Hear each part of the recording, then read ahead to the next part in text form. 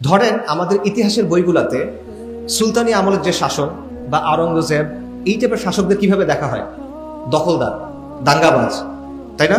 আর হিন্দু যে শাসক আছে, বৌদ্ধ যে শাসক আছে, তাদের কিভাবে দেখা হয়? এটা হলো আমাদের গৌরবের সময়।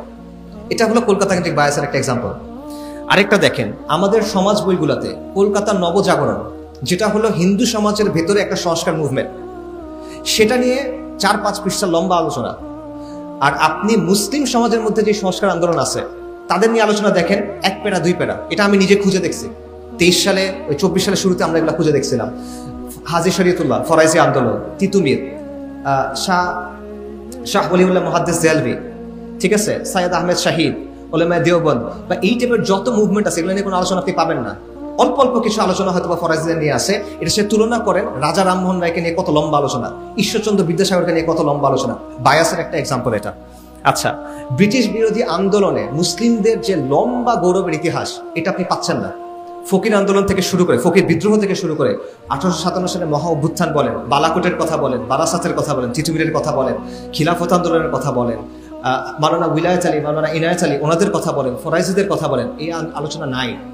কার আলোচনা আছে? সূর্য সেনের আলোচনা আছে, প্রীতিলতার আন্দোলন আলোচনা আছে, ক্ষুদিরাম আর প্রফুল্ল চাকির আলোচনা আছে। তারা কোত্থেকে আসতেছে? আবারও এটা একটা বায়াসের এক্সাম্পল, কলকাতা কেন্দ্রিক বায়াস, সেটার একটা এক্সাম্পল। তো এভাবে কি হচ্ছে, আপনার ইতিহাস থেকে আপনাকে আলাদা করে ফেলা হচ্ছে।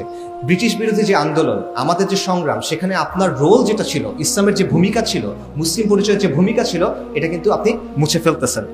আরও আছে, আপনি শিক্ষার ক্ষেত্রে দেখেন, পর্দার বিধান নিয়ে নেগেটিভ প্রেজেন্টেশন আমাদের বইয়ের মধ্যে এগুলো আছে।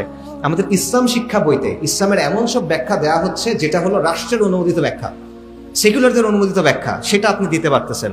আমাদের সমাজ বিজ্ঞান বইতে জেন্ডার আইডিওলজি এটা আছে, ট্রান্সজেন্ডার বা ঢোকানো হয়েছে, আন্দোলন করে কিছুটা কমানো হয়েছিল, এগুলো আপনারা সব জানেন। আমাদের সমাজ বিজ্ঞান বইতে র্যাডিক্যাল ফেমিনিজম থেকে আসা অনেক অবস্থানকে সর্বজনীন সত্য হিসেবে তুলে ধরা হয়েছে। এগুলো হলো ইউরোসেন্ট্রিক বায়াস, ঠিক আছে?